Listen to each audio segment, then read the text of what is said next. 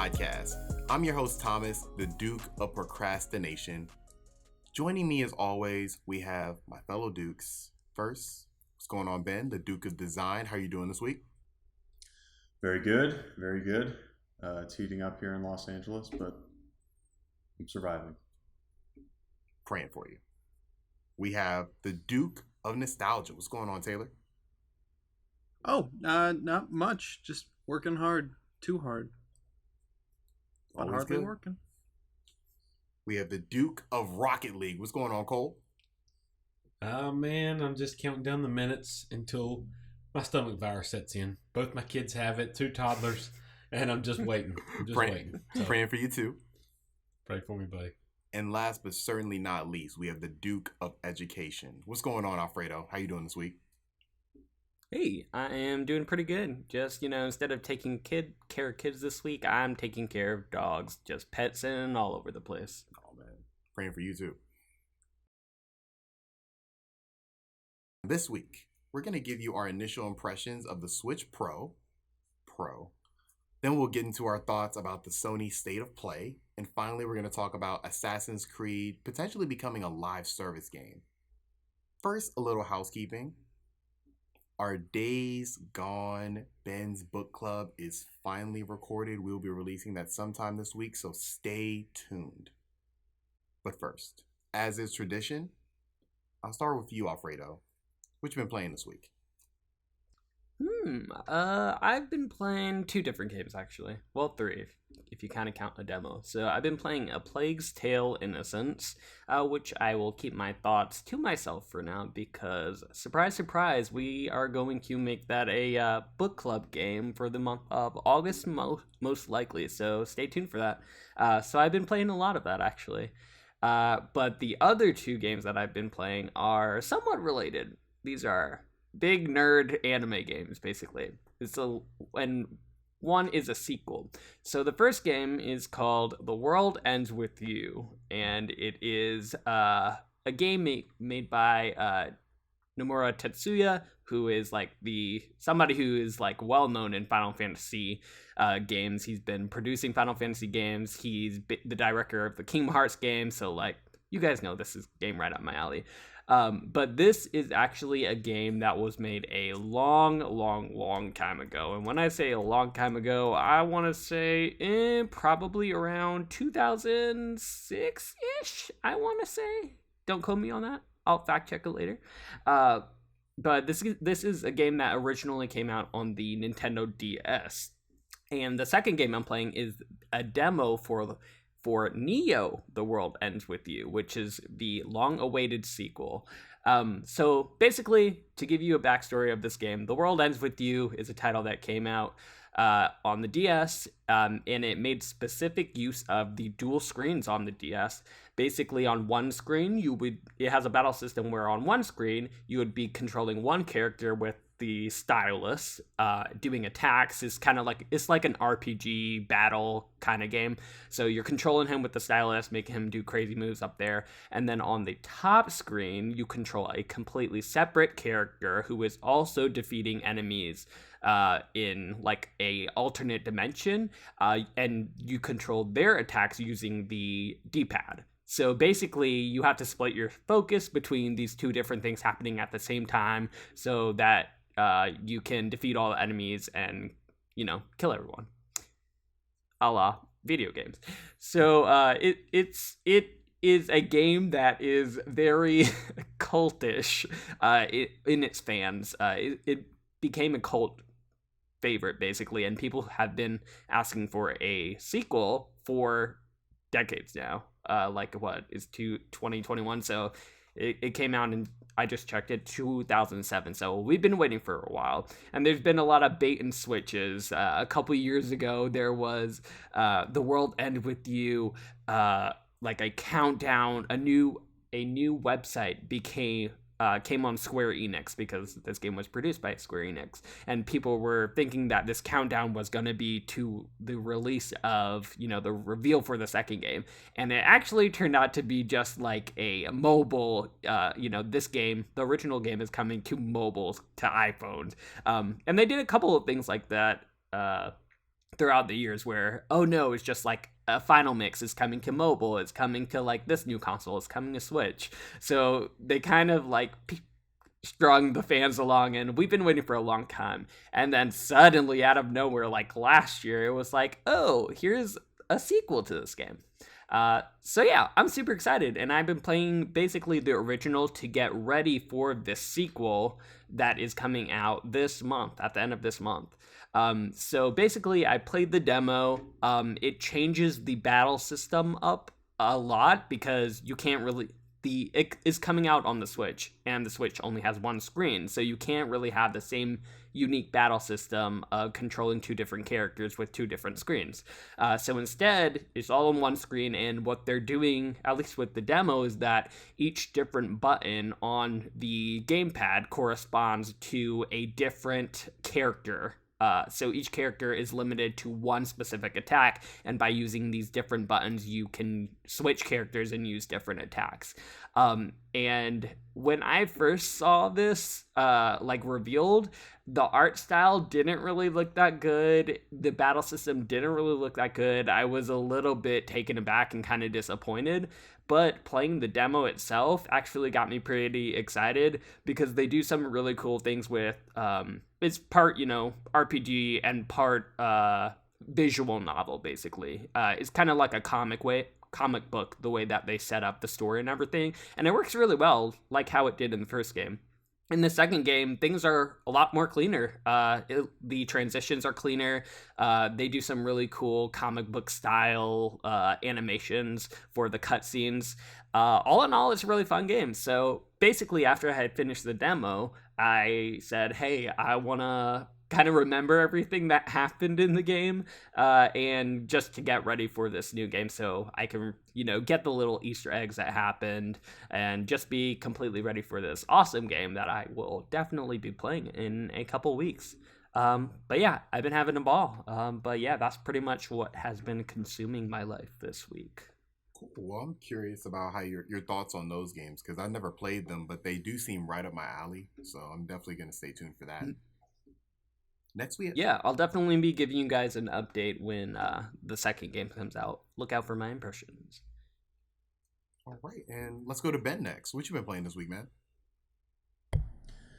I've been playing Deus Ex: Mankind Divided. This is the 2015 Eidos Montreal sequel to Human Revolution, which I talked about in a Reminisce a while ago. Mankind Divided is more of what I loved with Human Revolution. I played it when it came out, but I'm replaying it because it's been a bit. I've just been itching for a an immersive sim because I'm excited for Deathloop and I'm anxiously waiting for that. And I was getting the same kind of itch around March, April when Deathloop was going to come out in May, and so I replayed Dishonored at that point and played Dishonored: Death of the Outsider as well. So yeah, playing Mankind Divided again. I had another really frustrating trophy thing because I'm going for the platinum, where I was trying to get the trophy for not activating a single alarm throughout the entire playthrough, and I could have sworn that I didn't activate a single alarm, and then I got to the end, and I didn't get the trophy. So I've got to do another playthrough. Yikes. Are you doing a stealth run, or are you doing like a run and gun, or are you doing like a kind of mix between both? I don't know how you play stealth games usually.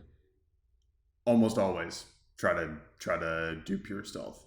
I used to save scum a lot, but it's not really very fun to play that way, so I try not to for the most part. But when you're going for trophies, you have to because one little mistake that you didn't even know you made will mean that you don't get the trophy after a whole playthrough. It sucks. But yeah, I'm also playing the Breach mode because there's a couple of trophies associated with that. I don't know if you guys remember that. That was like the kind of, it's really like the Metal Gear Solid VR missions is what it's most akin to. But it's just not that fun. It's kind of boring. It's not horrible, but it's just not all that great. A lot of people complained when the game came out that it was a cash grab because there's microtransactions that can get you in-game items for Breach mode. and there's like a multiplayer component to that, so you're competing for high scores. I don't What is it, think, like a horde mode?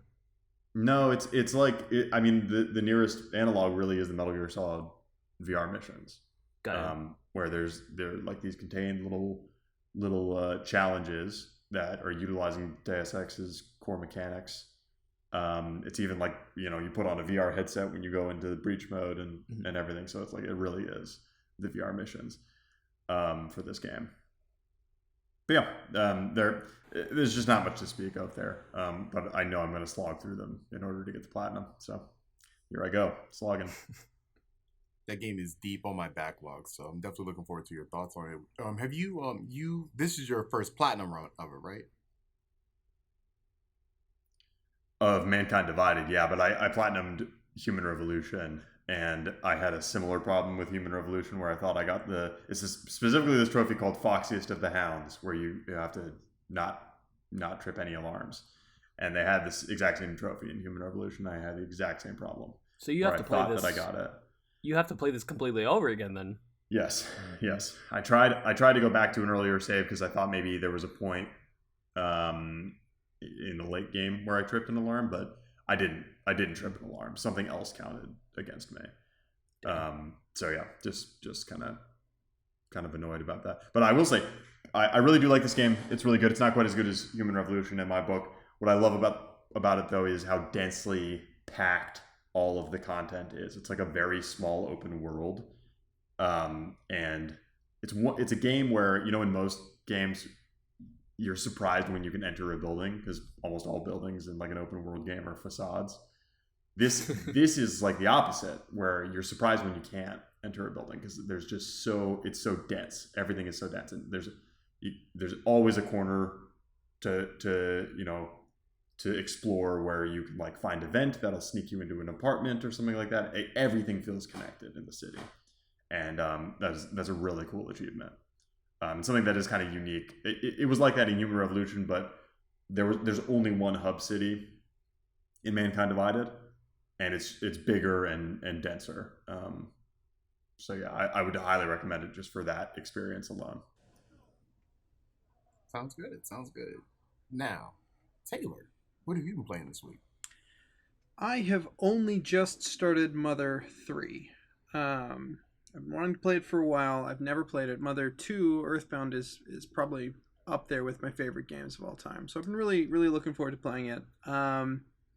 So far, so good. I've only played the first 10 minutes, but I'm engrossed.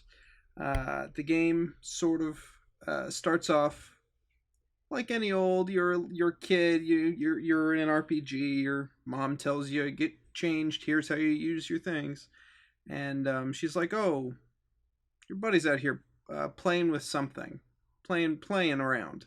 And you go outside and you explore. There's a little farm courtyard. You live on a little farm, and initially I was like, "Oh, that's cute." The original Earthbound took place in the suburbs. That's a cute little. Oh, they're doing rural stuff now.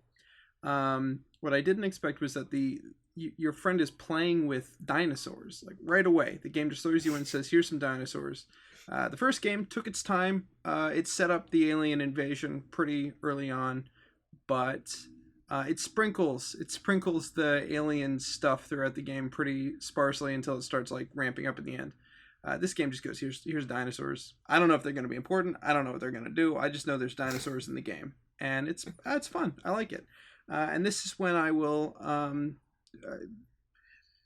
commit a sin by plugging my Twitch. I'll be playing this game on Twitch. Galacta Clams over at Twitch, which you may have caught if you follow. You may catch or have caught little recording sessions of the Dukes of Gaming on. Just because OBS sometimes just starts streaming. That's what I've been playing. So I've been meaning to get into those because I played Earthbound way long ago, so I don't really remember it. So I've been meaning to get back and play that so I can go play Mother 3. I haven't played that one yet. So you know what? Just playing Mother 3 so far, I think that's all you need to play. Mother 2 is a great game. I love it. But going back, some of the RPG elements are a little hard to get into. Definitely don't play Mother 1. I don't like that game. All the ideas are there. It just needed Earthbound to really turn them into something tangible. And Mother 2 it's a blast, but Mother 3 so far is it's streamlined. It's the streamlined Mother. So and the games aren't connected really, so you can just sit and play Mother 3. I think it's the easiest experience of all of them. Just I've only played a little bit, so I might be completely wrong. I might get ridiculously balls to the wall hard and complicated in like 10 minutes, but for what I've seen, I think if you want to play a Mother game, start with that one if you've never played one before. Sounds good. Do you guys know is Earthbound on the NES like Switch library? No, it is I don't not. think so. I'm looking right now. Yeah, I don't think it is. Nintendo famously has been really bad about that. People have been upset because they won't bring Mother 3 to the West, so if you want to play it, you have to play the fan-translated version, which I have on a Game Boy cart legally. And I don't know why. I don't know why Nintendo is such a weird clutch on the Earthbound Mother series. They came out on the Virtual Console for the Wii U, and that was fun. Only Earthbound came out on the Virtual Console for the Wii U, and when it wasn't on the Virtual Console for the Switch, people were pretty pissed. Earthbound 3 is probably, or Mother 3 is probably never coming to the West at this point. Wasn't Earthbound on the NES Classic? Earthbound's I an don't think SNES so. game. Was it on the SNES? Oh, I didn't okay. get the Classic. I'm so pretty I have sure no it's an idea. SNES game. Yeah. Okay. I think I had a Game Boy version of it. I remember playing it on Game Boy somehow, some way. Gotcha. It was on Game Boy Advance. Yeah, That was played it Mother on 3. there when I was Mother a kid. 3. Yeah. Nintendo very cheekishly when they were doing E3s a couple of years ago. I think 2015. It was back when they were having fun with it, and they had Robot Chicken animate their opening Reggie Fils-Aimé statement, and a guy in the audience goes, "When's Mother 3 coming out?" And he lights the guy on fire. So they know, like there's a joke in Nintendo. They understand that the fans want it, but it's just not going to happen. They just don't care. They just don't care. Well said, well said. Cole, what have you been playing this week? I have been playing. I have a big statement to make about this game. I've been playing Sea of Thieves. So I jumped back into it because of the Pirates of the Caribbean DLC. So I haven't played that part of it yet. I just kind of got back in to get my sea legs back up under me. So I played it probably a year and a half, 2 years ago with my one of my buddies. And this game, I've been thinking about this game since I jumped back into it. And I've only played it a few hours this week, but I think this is one of the best games of all time. I really do. And here's why. Not because of story or anything, but I'm a really big fan, which you could probably tell from the podcast so far that we've done, of gameplay and really emergent gameplay. It's one of the reasons I like Grand Theft Auto so much, is just the emergent great gameplay, and you get in, you don't know what's going to happen, sense of adventure a little bit. And Sea of Thieves does that better than any game I've ever seen. Have y'all played this? Have y'all played it? I want to. I've wanted to since it came out. Cool. So y'all know the gist of what it is, right? It's just this: you get on there and you log in. You can pick up little quests from your quest givers, which are very simple. Some of them in the very beginning is like go to an island and capture a pig and bring it back, or go treasure hunt, and you have a map and you have to decipher it together, and you literally there's no HUD. You hold your compass. So if we're playing together, you got someone holding the compass directing, other guys got the shovels. So it's literally like a communication game. Like you have to do everything. You have to, if you want to go down and look at the map, you have to have someone steering your ship, and you have to send a crewmate down to the bottom of the ship to look at the map table to tell you where to turn and where to go and stuff. So it's awesome like that. And you literally have to do everything. Your ship, you your mates will lower your sails and raise everything up and drop the anchors. You can all band together and spin the anchor wheel to raise your anchor faster. But you can play this game for we'll play sometimes an entire night. Me and my buddy were playing, and we wouldn't encounter anybody. We'd see somebody off in the distance, and we'd be like, so like that's another awesome aspect too. Like we're in the boat, we're going through the ocean, which is absolutely gorgeous. It's the best water effects I've ever seen. Like at nighttime, the moon will shine through the waves and stuff. It's really beautiful. But so like you'll have one person looking through their telescope, just looking out the horizon at all times, just looking for threats or looking for other boats you want to go take on and try to steal their treasure. Literally like Pirate Simulator, which part of the reason I like this game, I'm really into pirates. I almost lived on a boat one time, so like I'm really biased to this game. But anyway, so we'll play an entire night, and we won't come into contact with anyone really. You'll just see people and see them at the island at outpost, and they don't mess with you. But then some nights you'll have this huge epic like. So there's these things called skull forts. It's like a mini raid. So you go there, you defeat all the enemies there, all these skeletons, and you get a key. The key opens a cave to where all this treasure is, right? So you got to take the treasure physically, put it onto your ship at the bottom. You store it and hide it in little places around your ship. Now, if you did all the work, and we just fought these skeletons for an hour and 15 minutes, dying, and you have to stock your ship up before you go on an adventure. So you have your ship all stocked up. So you put a lot of time into it. A huge crew of 4 people could storm in right there at the last second, raid your ship, sink your ship, take all your treasure, and just roll out, and you're done. So it's like this awesome sense of like adventure and urgency, and you don't really know what's going to happen, and I don't know, it's just incredible. And you can even watch some of the stuff online, like some of the crazy feats these people pull. They'll be shot out of cannons, land on a ship, grab a barrel, go down and blow up the ship. They steal all the gold. So it is just, the emergent gameplay is unbelievable. And even when the times when it's just low key and it's just you, like it's awesome. So you one more example, then I'll be done. Another example, we rolled up on this when we were playing together. There's a sloop, which is like a 2-man ship. Then you have like a 3-man ship and a 4-man ship. So we always did the sloops, right? So you can actually turn your lanterns off. There's about 8 lanterns on your ship, so you can run around and turn them off. So you can just be kind of stealthily just going through the night. And there's no HUD, so no one can tell. No one knows you're there unless they physically see you. There's not many games that do that. I mean, I guess Fortnite and stuff, but like, you can see the direction where enemies are shooting from you and stuff. So like, we stealth through there, turn all the lanterns off. You hired your ship in a cove. Then you go and you try to steal the treasure. Then they start chasing you back, and like they catch the wind better than you. They got a bigger ship, but yours is smaller. You can maneuver better. All these scenarios just happen, and man, it's really fun. I definitely recommend playing it. And where it becomes one of the best games I've ever played is when you're playing with a group. When you're playing with a good group. When you're playing alone, it's good. It's good to great.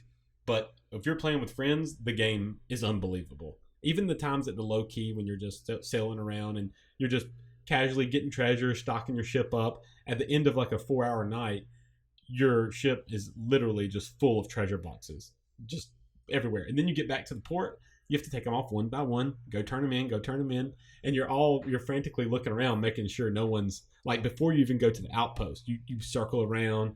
Hey guys, y'all see anybody? Do you see anybody? No one's on the horizon. All right, let's go. And then everybody's just cashing the treasure boxes really quick. So it's really an incredible experience, and there's nothing else like it. Good to hear. I've always been curious about it. I have access to it, so I might log in just to see what the vibe is. I never played it before, so I don't. What you described is actually like, that's the first time I've ever like heard it like told to me, and I'm like, that sounds pretty compelling. So good. It is, man. It's good. It really is good, and it's easy to get into, and it's kind of like it reminds me of Rocket League because it's difficult to master. I'm pretty sure when you get out there, I haven't played and fought like there's online battle arenas now and stuff. Like it gets pretty intense. I've watched videos of like really skilled people battling it out, and it's pretty impressive. But yeah, you should definitely play. How did you play it on the Xbox? I play on PC. Okay, cool. That's what I played on too. So okay, I think I'll try to think about. I'll Dude, try to get it let's this do week it. and hop on with you. And we're all kind of newbies because I'm not even that high leveled. And high leveled is only cosmetic stuff. So there's no really. It's just the skill gap. The more people play, they're just more skilled than you, which is huge. Is there a skill tree in this game? No, there's not. The only things you get are like your compass and your shovel. Even the person that's played 1,000 hours, that's all they have more than you. They're just better at the game because they've just played more, And you can tell. I mean, you can see the skill ceiling's pretty daggone high. I will say the downside of it though, for me, is it literally would be my favorite game of all time if it was third person. I'm really against first person games. I don't like them, but so that's the downfall for me. But that just shows you how good it is for me to say like this is like one of my favorite games of all time, one of the best games I've ever played, and it's first person. Man, it's awesome though. Sounds good. I'm genuinely curious. So we might get together this week and do. Is it really easy as far as getting a party together? Oh, super! It's incredible. It's very intuitive, very easy. Click the menu. I mean, it's definitely really easy. Getting on it's almost like an MMO. It takes you a little while to figure things out and stuff. It'll take you like a play session to really figure out like the core mechanics, but you'll have a blast doing it. Cool. Well, sounds good. Thanks for that. Definitely gonna check it out. And for me, this week has been kind of a tame week. I realized that I've never played Danganronpa 1. And so I said I need to correct that because I played 2 and 3. Sinful. I played 2 and 3 and I read the manga of 1. So I know the story, but reading it in the manga is different than, doing the actual story in the visual novel. So I've been doing that, got through the first 2 chapters, having a really, really, really good time with that. But for the most part, I've been playing Final Fantasy VII Remake. Not Integrate. I haven't been playing the DLC like that. I plan to, but I want to get the platinum on the original game first. So getting through that game gets very challenging.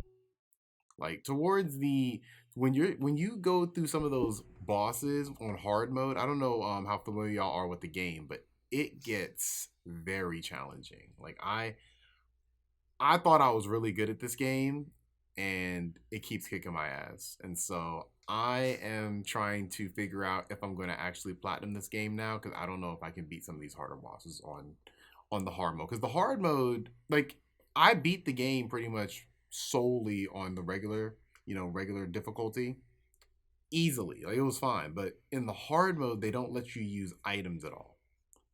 And that's a big part of the game. So it's like to recover your ability to do magic, like you have to get through an entire level and pretty much conserve your magic. And if anybody's played Final Fantasy, in almost any Final Fantasy, like magic is one of the most important things in the game. And this game really is challenging in that way. So I am debatably trying to platinum this game now. I thought I was really going to, but now I don't know if I want to put the time in. But still, to this game, one of my favorite games ever. So gonna try my best. But that's pretty much what I've been playing: Danganronpa and Final Fantasy VII. Hey, if you platinum it, I will go in on you. I'll join you. All right. I actually when Final Fantasy VII Remake first came out, just like I played all of it through. It was real fun, and it was so fun that I decided right after that I immediately went through for another playthrough with the intention of platinuming it with the hard mode, which I've never done before. Actually, I've never played a game like back to back just because. But this game was so good that I wanted to do that. And then along the way, games come out and you kind of lose track of that. But I would definitely be down for, going back to that game and platinuming it. Because I think I got pretty far. I think I got to, the mid chapters, halfway through. But you're definitely right. I had no problem on normal mode. And then when I got to hard mode, it was a completely different game. Even though you get to still carry over all of your progress, your levels. It doesn't There's help. a max level. It doesn't feel like it helps at all. Yeah, it doesn't. It's yeah, the you first keep new all your game plus material. where I feel genuinely super weak.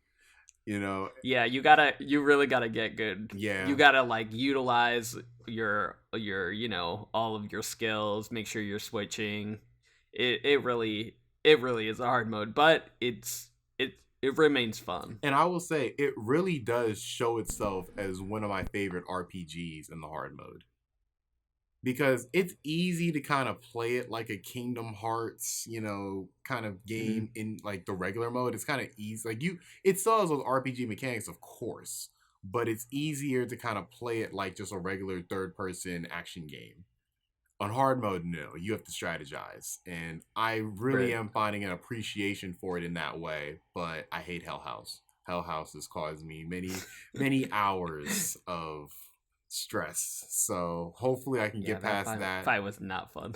Hell House wasn't fun on normal. Mode. Like Hell House is hell on hard mode. So I'm hoping I can beat it. I really want to add this to my platinum collection. I feel like I only want to platinum games that I genuinely like love. So I want to add this to the Pantheon. We will see though. Well, I'll be checking in with you. I'll let you know. I'm on chapter blank. For sure. And we'll platinum it together. We'll get together. For sure. I wish we could co-op it. Yeah, that'd be awesome. I know.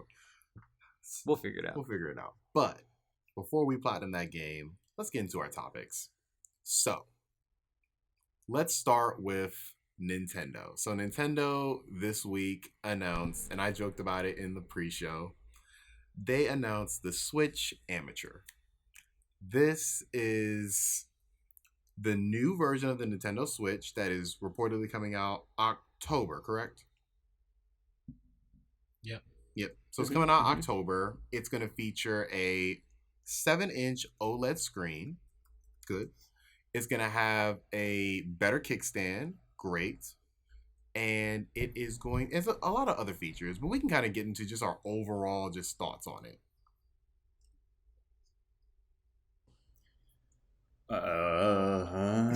Okay. Dude, When I was watching this, let's wrap it up. That's perfect. It's over. Cole's gonna buy it. Cole's gonna buy it. I'm gonna buy it. I'll tell you my thoughts. I saw this thing. I was randomly checking my phone in the middle of my work day. This just randomly dropped. I had no idea this was dropping. I think there's a rumor about it that came out a few hours or the day before or something. I don't know, but I missed it. So I got my phone and it was IGN or something or Reset Era or something I looked at. But I didn't read anything about it, so I just saw the trailer and I saw the thumbnail on the trailer and it looked awesome. Like it had the PlayStation 5 look, the black and the white, the big screen. I was like, oh my gosh, they knocked out the park. So I start watching it, and it just kept going down. It kept going down. It just kept going down. I was like, okay, all right, OLED screen, okay, that's awesome. 8-inch bezel, whatever, or no bezel-less, and everything looked nice, black and the white. I was like, yeah. Then I was like, okay, show me the processor with the new processor or something, 4K. Just put the letters 4K, and it never came. And I was like, okay, maybe they just announced that in like a press conference. They just figured that the general audience wouldn't care about that. And then there's nothing. I mean, how disappointing, man. That was terrible. But I will say I am getting it just because I've been holding off. My wife wanted to get a Switch Lite for my little boy and me have the regular Switch. So I'm going to get the Pro for me and give my little one the old Switch. So, I mean, whatever. But it's very disappointing. Let's admit, though, the LAN isn't going to fix any of the online issues. Yeah, no. Oh yeah, those are server issues. Nintendo. Nintendo Online sucks. It's not going to fix the Joy-Con drift either. No. Same Joy-Cons. You know what? Instead, I need new Joy-Cons. I may as well just buy the new Switch. So let's just look at it. If we put our expectations out the window, which we should have learned better 10 years ago with Nintendo. I mean, we know Nintendo never meets right, except the Switch. Now, I will say, the Nintendo Switch, when I got that bad boy, it beat my expectations. That system was incredible at launch. But if you just put the OLED by this one, the better audio, it's nice. This kickstand is terrible. Mine's actually broken off. But like the kickstand looks better. It actually looks like it has a function to it besides this thing.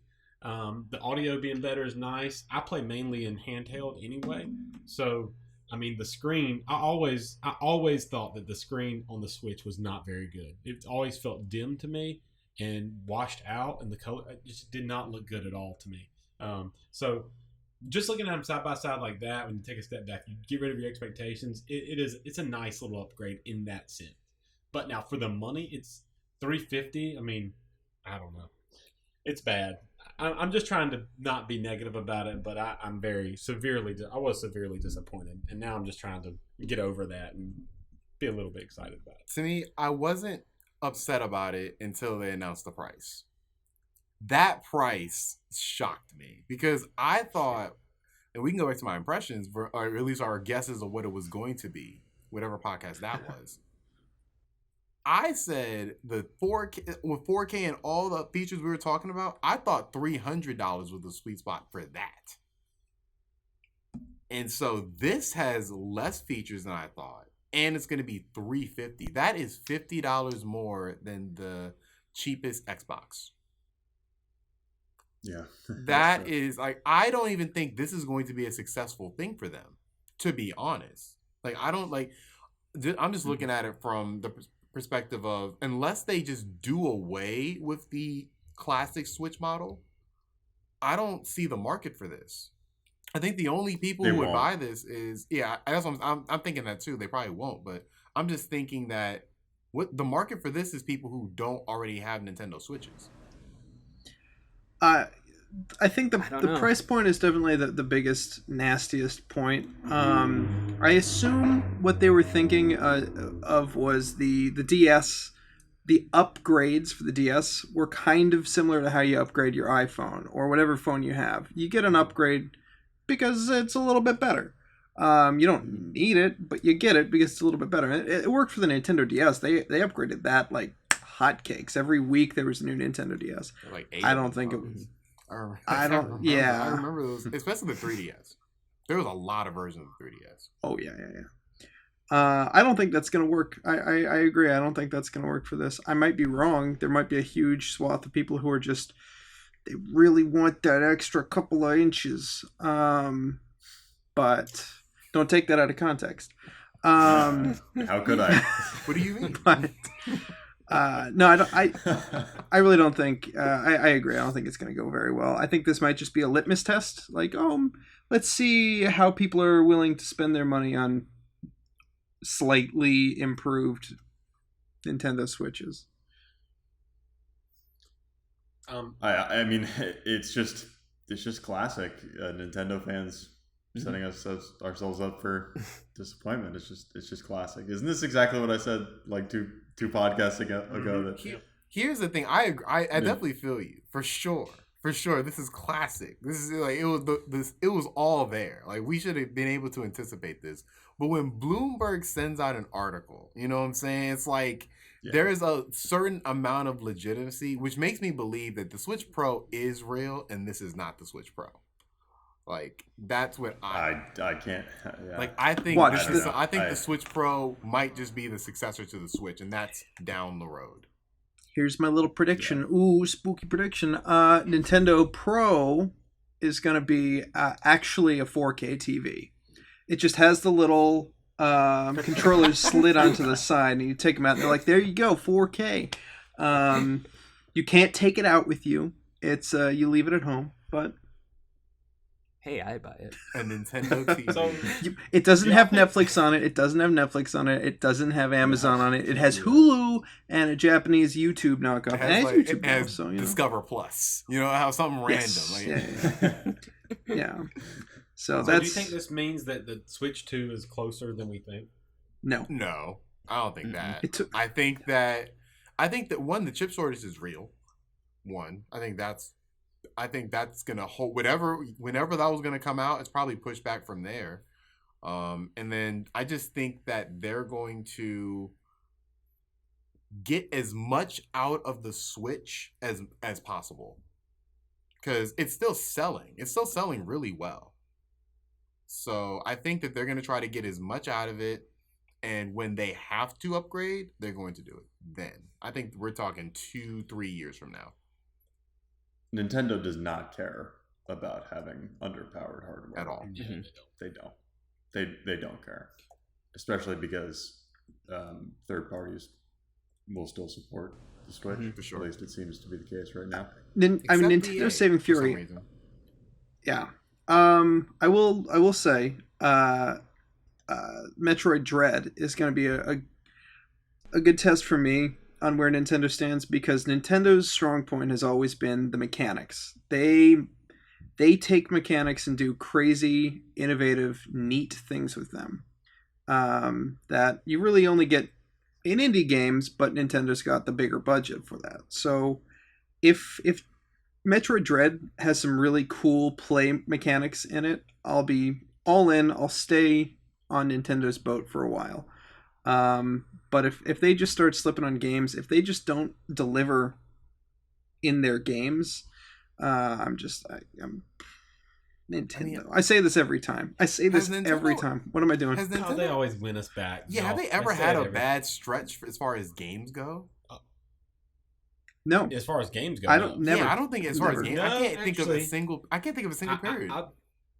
The GameCube period, I would contend that they did not have a very good stretch of games. I would disagree. I think there's. Wait a second. Wait a second. Hold on.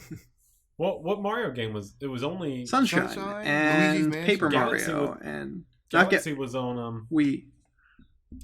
Was on Wii. They had Sunshine. That GameCube period was a little weak, I think. I don't agree with that at all. Good. They had Wind Waker. Wind Waker. Metroid Prime. Okay. Those Game Boy, those GameCube Melee's, games. Okay, I'm not. Yeah, you're right. Aged like a fine wine. I got a little carried away, guys. Nintendo has never shot on games, but on hardware, the heck yeah, they have. The Wii U that was terrible.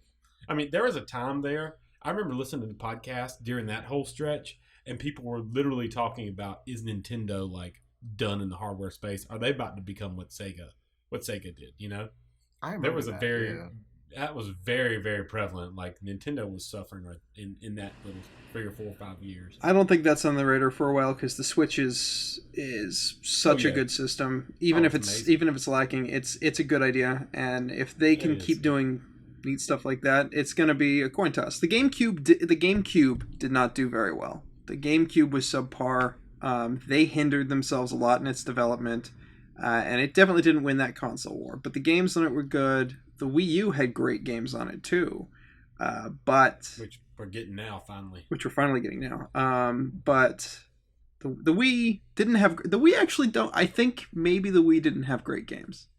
Yeah, that's exactly what I was going to say, and really the only great games on the Wii for the most part were Nintendo developed games, and they were kind of few and far between. And it was the Wii was so alienating to third party developers, and it did not have indies to buoy it, which I think is the key difference for Switch. I think that's why Switch is not going to fall into the trap that the Wii did, where it was really like abysmal attach rate. Like it's your Wii Sports machine, and that's pretty much it. Mm-hmm. The Switch is not going to fall into that trap because of indies. I think. Yeah, I agree. Right. The Wii doesn't need third party support if it's got indie support. Right. Yep, I agree too. The Zelda games on the Wii were awesome, and then the Galaxy. Wii Fit, Wii Sports. Mm-hmm. They had solid games, but they weren't. I'll say they definitely weren't the same quality as GameCube. But I don't think it was a bad period. I think that the Wii kind of just set them up for the disappointment of the Wii U towards the end. I think it was a shallow period. It was a shallow period. That's fair. That's definitely fair. So, I mean, we know that this for the OLED is going to be fine. Like, it's not going to be like, now that we know what to expect now, you know, it's only uphill as far as what it can do to impress us. I'm interested when you get it, Cole, like your impressions of it. I want to know if it's like heavier. Yeah. Like, I think because it has some cool features. It has a LAN port now. You know, which is, you know, revolutionary. Right, could be. Can't wait. But yeah, it's I'm looking forward to it. Anybody have any final thoughts on it? No. Cool. Well, let's talk about the state of play. Let's talk about Sony. So Sony had a state of play this week. They announced a couple games, kind of gave us a refresh on some games we had heard about in previous press conferences. And when I say that, that also means they showed us Deathloop as well. And this is probably the 6th or 7th time we've seen Deathloop at a conference. So, I mean, it's not like we're seeing anything we haven't seen before, per se. But what are y'all overall thoughts on what y'all saw at the State of Play? I didn't watch it. Fair enough. Deathloop looks fantastic. I'm even more sold on the game than I was before. And the thing that really stuck out to me this time was that there's a lot of Wolfenstein in this game, which is awesome and really appealing to me. Arcane did work on the most recent Wolfenstein game, Wolfenstein Youngblood, the co-op spin-off. Mm-hmm. So it seems like some of that DNA has seeped into Deathloop. I also watched an IGN preview of Deathloop where the reviewer said that this game is much more akin to Hitman than Arcane's previous fare. And there's some, and they actually said it was much less of a roguelite than it appeared to be at first. So it's not like you're dying and then you're restarting at the beginning of the game. There's more like discrete. The whole island is a playable space, and then you get to choose the time of day: morning, noon, evening, night.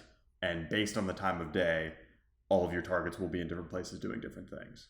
And so if you set something up in the morning, then in the evening, you can, kind of reap the consequences of that. It sounds awesome. Sounds really innovative and unique. And seeing the dual wielding guns and the focus on first person shooting, which Arcane hasn't really done before. I'm still totally sold on it, even more so than before. I felt the same way. I feel like I've seen enough of this game, but every time I see it, I'm like, no, I haven't. I like watching this game because I don't think it's spoiling anything. I still don't know what the fuck's going on in the story. So it's like, it's not spoiling anything. And every time I see it, I'm like, this just looks really cool.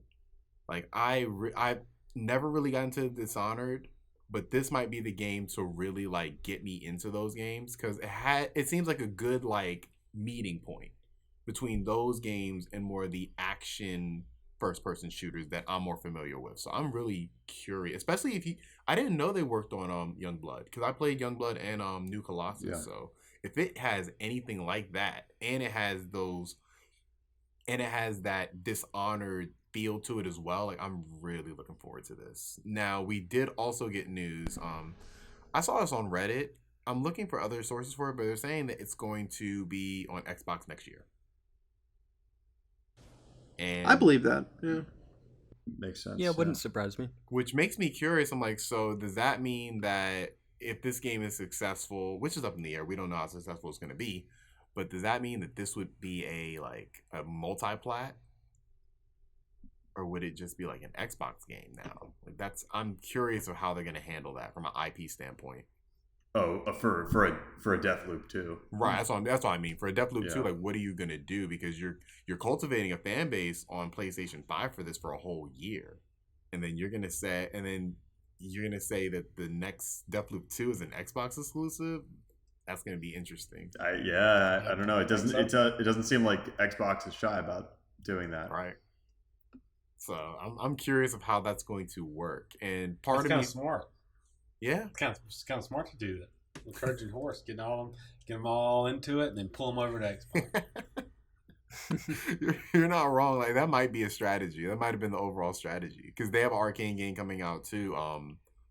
Redfall. I don't know when that releases, but they have their own Arcane developed game that's exclusive for their platform, and they're gonna get Deathloop next year. So I'm like, man, are you gonna pull the rug off of all the PlayStation players like that? But it's Microsoft, so it's possible. So the other games they announced, I don't know if anybody's played Moss. Has anybody played Moss here? Yeah, a little bit. So I never played it, but when I saw that, I was like, I think I have to get that on Quest now, because that looked really good. Like I'm curious of how the first game was, and I definitely think I want to play the second one. So that I was really I think that was the first one, the first thing in the whole press conference. So I was like, wow, okay, we're starting off strong, but it kind of petered after that. But yeah, did anybody have any thoughts on Moss? Sell me on it, because I'm almost definitely gonna get a Quest 2 pretty soon. So I have like what I've seen so far. It seems like a mystical fantasy adventure game starring Stuart Little, essentially. Yeah. Pretty much. Yeah. So the way you play it is like it's almost like 2D. Like you're watching the mouse, and you can use your headset. You can look around the level, look to the right, see what's coming up, get different perspectives, kind of on what he's doing. So you're controlling him, but you know, you're it's like a diorama a little bit. Okay. Yeah, it's a 3D platformer kind of action game where you play as like a ghost that like commands the little mouse Quill. Oh, cute. To do things. And yeah, and Quill is a very cute little character who doesn't talk, but you know, squeaks funnily and looks at you. And the way that Quill interacts with you as a character in the game that only she can see is pretty fun. Nice. That's cute. It was one of the second person game. Right. I felt like quite the idiot because I was watching it, and when I saw the ghost, I was like, oh, is this the Spirited Away game? Because it looked like the ghost from this movie I love called Spirited Away. And I was like, and then I slowly realized, I was like, oh no, this is just a sequel to a game that I've heard of before. So but you know, it got me interested. I'm looking forward to that. They also announced Lost Judgment. I don't think we've seen that game before. That's the Yakuza spin-off, the Judgment series, the sequel to that. I saw that and I was like, that actually looks really good too. Like I didn't play the first one, and I haven't played any of the Yakuzas really yet. So, has anybody had any experience with Yakuza? Unfortunately. No, I'm trying to get into them now since I have Xbox Game Pass and all the games are available on there basically. I just haven't been able to make a dent in it yet, but it's on my list. Yeah, me too. I was hoping the Judgment. Yeah, Lost Judgment looks like more of the same as far as Yakuza, where you know it's it's very silly and it knows it is, and it's very like kung fu and just very anime, like all into one. But this one, the Judgment series, I think is supposed to be a blend of that and more detective kind of work, kind of like Batman stuff. Right. So like you're trying to piece together the puzzles of, you know, whatever murder has happened in each game. But I always felt like since I wasn't really in the Yakuza realm, like I don't know too much about those games, I first want to dive into those games, see if I like the style of it before I jump into Judgment, because they seem very similar in what, you know, they're trying to do as far as gameplay. For sure. Yeah, it got me like anticipating because I was like, that looks really good. And the graphics look really good too. So I'm curious if that's a PlayStation 5, Xbox Series X like, you know, console. I don't know if it's gonna come out for last gen, so I'm curious about that. It got me curious. But besides that, the only other thing of substance I feel that's worth talking about was Death Stranding. Death Stranding director's cut was we saw some more gameplay of it. We saw some more features that they're adding. Never played Death Stranding, but you know, for fans of that game, I feel like, you know, just more of something they like. I don't know if anybody here's played Death Stranding. I didn't care for it. Yeah. Oh, you did? I platinumed it. Oh, I really liked it. Did you like it? I did, yeah. I definitely needed to like it to do a 98-hour platinum, which was my final game timer. Hours. But yeah, so tell us on this game real quick, because I played a little bit of it and I kind of liked it, but I fell out of it. So I would like to know, like, from your perspective that put so much time into it, like, what do you think? I really enjoy games where I can listen to a podcast or an audiobook at the same time. I don't know if you guys ever do something like that. Absolutely. If you get into a mundane kind of loop with a game, grinding in a JRPG or sports games. Sure, yeah, exactly. Sports games, For the first time I think I got really into this was with the Batman Arkham games, grinding out the challenge rooms, because those are so repetitive, and you just have to hit your head against the wall again and again. And I just really enjoy like listening to a podcast or an audiobook or something and kind of multitasking a little bit. So this game is one part Hideo Kojima movie, one part compelling new gameplay experience with just the act of walking around on terrain and not spilling your shit. It's a totally new, mechanical experience, just staying upright. It sounds mundane. It is mundane, and that's why it's impressive to me on a game design level. Yeah, I agree. Because it is compelling. It does. Yep. It does really grab you. And then once you get past the novelty of that, which I would say happened probably for me at around hour 40. So there's a whole bunch of game left. Once it got to the repetitive stuff of running missions over and over again, I got past the story, that kind of thing. I think I finished the story around 50 hours. Once I got past that, then it was put on podcasts and run deliveries. And that has the same appeal that I imagine that like Euro Truck Simulator has for people. Where it's just a chill kind of experience after a certain point. Because the power curve there, you very quickly get to or not very quickly, it takes a while, but you get to a point where you've invested enough resources into the game to where you're not delivering anything on foot anymore for the most part. So you're making big deliveries on trucks, basically on highways or on zipline routes that you've created throughout the mountains. And that's when the kind of routine sets in. So then you're not really engaging with the game in like a very concentrated kind of way. Mm-hmm. It's more repetition and after that point. Yeah, I've been so curious. Yeah. Anyway, I've been curious about it. Yeah, it's I have it. It was like $19 one time on a sale, and I remember it was when COVID like kind of first started, and I was like, you know what, this seems like the perfect game for when I'm just chilling. And I got maybe 3 hours into it, and I was just like, I'm not feeling it right now. But the key phrase is right now.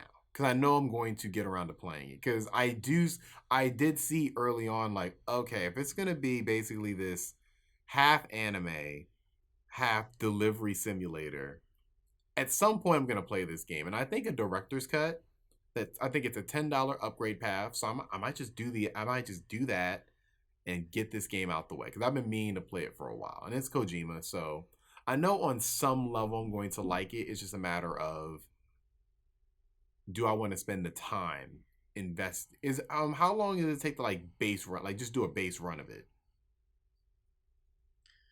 Like I said, I think I finished the story in about 50 hours. 50. And I was smelling the roses a little bit, but I think your minimum investment is probably going to be 40 hours. Okay. That's not as bad as some RPGs. So that doesn't sound horrible. So I think I'm gonna actually, that might be something I do this year, because I have it on my PS5. With PS5 enhancements, it's probably going to look really good. Because it already looked really good on PS4. So. Yeah. Let me ask you this.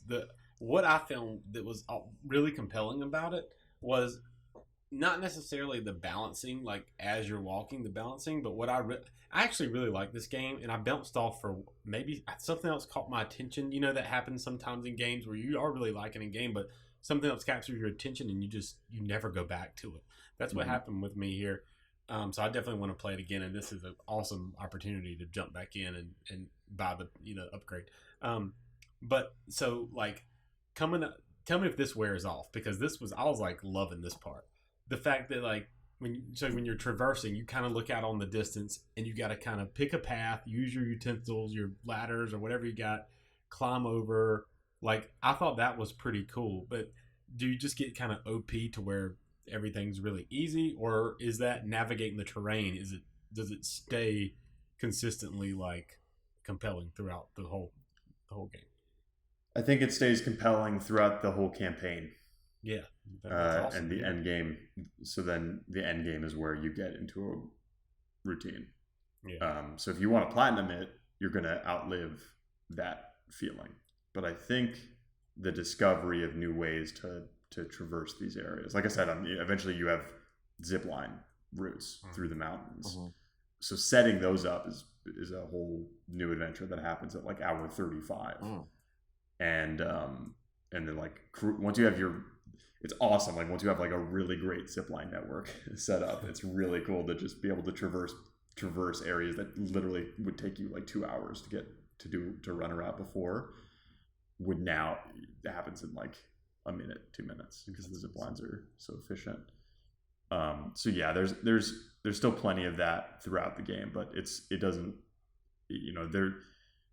the deliveries get too intense for that type of gameplay to still stick around by the end. Like I said, it is like you're bussing things on the highway by the end. Cool. Awesome. Last question. Is the story a good story, or is it something that is just kind of, you're just getting through? It's a Hideo Kojima story through and through. So if you're a big Metal Gear fan, this game will probably speak to you. Okay. So this was my entry into Kojima. I never. That's great. Okay, that's great. That's good to hear. So as soon as I finished this game, I played all the Metal Gear games for the first time. Because so if you like Metal Gear, you'll enjoy what's going on here. It's batshit and over the top and silly in a lot of ways, but I think also more coherent in a lot of ways than Metal Gear ended up being. That's cool. That's good to hear. Well, that's on my radar. Was there anything else from this press conference that spoke to anybody that they're compelled to talk about? All you had to say. I didn't watch it. No. So, our last topic. Assassin's Creed, the long-running franchise since, I feel like, PS3, Xbox 360 days, been around for a while. It's been one of the mainstays of the gaming industry for a long time. Ubisoft has announced that they are doing a live service version of Assassin's Creed. I don't think this is the final title, but the title that has been reported is Assassin's Creed Infinity. I thought that this was something that seemed interesting, but I am not for sure of how, successful this is going to be. But I'm curious about your all thoughts of, when you heard this news, what was your thoughts and what you think it's going to do for the Assassin's Creed franchise? I was pretty excited about it, to be honest, because the Assassin's Creed, I've got the past two, was it Odyssey and then Valhalla, and I played them and bounced off of them after a while. I just kind of got bored, and they're just so bloated and they're so huge. But this opened, an article I read compared it to like a Grand Theft Auto, like we got the cities and different stuff to do, and I thought that that obviously appealed to me because I love Grand Theft Auto. But I was thinking about like this. Imagine them releasing like, are they still going to do the standalone franchise and have this as something else? Or is this going to be Assassin's Creed from now on? Like, I feel like we don't really know what it is. Yeah, I don't think they announced. I don't think they made any definitive plans about that yet, or at least announced them. Yeah, I mean, what do you guys think it is? I guess first of all, because I don't know. I got a lot of different ideas. I think this is going to be a companion. I think it's going to live alongside the yearly releases biannual releases of Assassin's Creed, and I think it's going to be updated to suit those. I think Warzone might be a good thing to look at in that way, because there's a new Call of Duty every year, and Warzone is getting updated to kind of thematically tie into the new Call of Duty that was just recently released. But Warzone remains its own separate thing. Right. I think if I had to guess, I'd say that's the route that they want to take. Fortnite and GTA Online don't really have this problem where there's new releases coming out that make the old thing irrelevant. So I think Warzone is probably the model that Ubisoft is looking at. Yeah, that seems like a pretty legitimate way to look at it, because I like when I saw the announcement, I was somewhat confused. I'm like, Assassin's Creed is gonna do this. With Call of Duty, it has that multiplayer history lineage with it. So I was thinking, no, for a single player game to do this, I don't know. Like, I don't know how it's gonna work. But as I slowly thought about it, I'm like, I think this franchise does need something different. I think having something different would be a benefit more than something. As long as they're keeping the games coming out on a yearly or a bi-yearly basis, I think it's a good idea. I think about it like this. Like, imagine if you had like a GTA Online style world where you have your character that you basically just like almost exactly like Grand Theft Auto, but Assassin's Creed. And yearly, instead of doing their mainline games, my dream, which I don't think they're going to do this, I think it's going to be more like what Ben said. It's going to be the Warzone style Call of Duty, and it's going to be thematically maybe some new missions thrown in to tie into the game. But like if the Valhalla expansion came out and your character could go on that whole quest line and cut out all this bloat, all these 500 hours, just make it a 20-hour quest with your character, put them through this whole little storyline, will be, man, it would be all. I think that could be really awesome. And then you have your hub worlds where you can go between, and you can just use the Animus to pop into these different worlds, and you can do maybe missions with other players and stuff. And you have your horse, and you have your, all your items and everything. You maybe have like a home base that you can decorate or whatever. And every year they just add in like a new place you can go to, because you can easily explain, just hop into Animus and click Egypt, go to Egypt. Yeah, do you guys expect that there's going to be some sort of narrative component to this game? Is it going to be like Elder Scrolls Online to Skyrim? Man, or is it going to be more loose, the way that GTA Online is to Grand Theft Auto 5, where Grand Theft Auto 5 contains all the story elements, and GTA Online has very loose story justification, and it's mostly like just activities. It looks pretty loose. It looks pretty loose. I don't know. I imagine it might be the former, because they've been very, like, I don't follow Assassin's Creed like that, but it seems like every release is a continuation of the story from the PS3 game. Like, somehow, some way, it all links together. So I do think it's going to be more I think it's going to have a narrative. I don't know if it's going to, maybe it will exist alongside the other Assassin's Creed game, but I do think it will be more narrative focused than, something like some other live service games. Well, then that kind of puts it in the realm of like MMOs. Yeah. At that point, it's an Assassin's Creed MMO, which could be huge. I mean, I always like the mechanics of Assassin's Creed are very solid. So I think if it keeps those same mechanics, I think the sky is the limit for it. But we've seen plenty of live service games crash and burn. I think as opposed to, I don't think they'd be able to handle an MMO like that. I think it would be like Grand Theft Auto, where you'd have a server and you'd have 16 or 32 people in a server doing their own thing. Red Dead server actually works. It's pretty cool. Have y'all played Red Dead Online? I've played it before, briefly. but So, very little. So the way that the server works is it's not like 32 players in the map and they're everywhere. You'll go to an area and it's like a Ben might know a better way to describe this, but like they people just kind of, it populates the people in that area. You might have 20 people in that area. It pulls from different servers, puts people together. Do you know what I'm trying to say? I can't really. I don't know what the term is for it, but you're saying that basically like it's like an organic server almost. It's like it's location based. Location based. Yes. So like Strawberry has its own kind of server. So when you move into Strawberry, you're moving into the Strawberry server. Mm-hmm. So the world feels That's more cool. populated. Yeah. You go to Strawberry, way more densely populated. Exactly. There's 30 or 30 people around there. Then you go out to Armadillo, and you might see people along the way. Every little bit along the way, you see other cowboys. So it's a really cool, like morphing server. It's funny that they did that with Red Dead when Red Dead is like the Wild West, and then they don't have that with GTA where it's where it's Los Angeles. Dude, that in GTA would just be insane. There's just everywhere you go, there's just jets and flying motorcycles just everywhere. That would be crazy. Yeah. But yeah, I'm trepidatious about this game. The only thing I hope that they don't like, I hope that the worlds are not just worlds they've already done. You know, I hope they use this opportunity to kind of like, I've been waiting for them to go to Japan or China for a while now. Like, I always said that would be the game that gets me back in because I love Asian culture in general.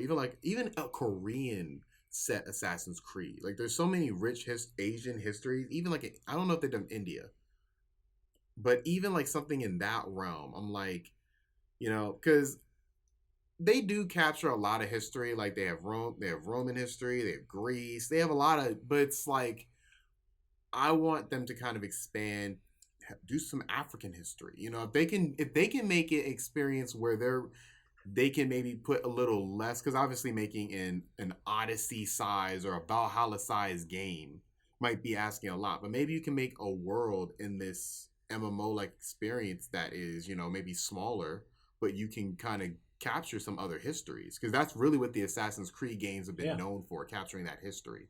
I think there's a lot of opportunity there but it's up to them if they're going to do it or not, or just kind of reskin the older games. So yeah, I think Egypt was the only non-Western location that they did, but they did do Egypt. Except where was the first game located? Wasn't that like Jerusalem or something? Yes, it was. So. Yeah, it was. It was Jerusalem. Yep. Yeah. Or something like and the that. second game was like 2 cities. Venice, right? Rome was one of them. Was Rome one of the cities? Yeah, the second one. That's my favorite. I love 2. 2 is my favorite Assassin's Creed. So, y'all, listen to this. I just looked up. This is a Ubisoft press conference release. Uh-huh. This is actually really, really interesting. It answers one of our questions. Oh, cool. They said they go on to talk about the history of the Assassin's Creed studios and all this. So, at the bottom, they say, rather than continuing to pass the baton from game to game, we profoundly believe this is an opportunity for one of Ubisoft's most beloved franchises to evolve in a more integrated and collaborative manner that's less centered on studios and more focused on talent and leadership, no matter where they are within Ubisoft. So this sounds like this is what they are doing from now on. They're not passing the baton from game to game and having Assassin's Creed going from studio to studio. This is like Assassin's Creed moving forward is one product, like Destiny. Oh. It does sound like that. Assassin's Creed as a service. Yeah, that's awesome. I like this. This is. I'm getting hyped. I like it too. As long as they're not reskinning the old places they've gone.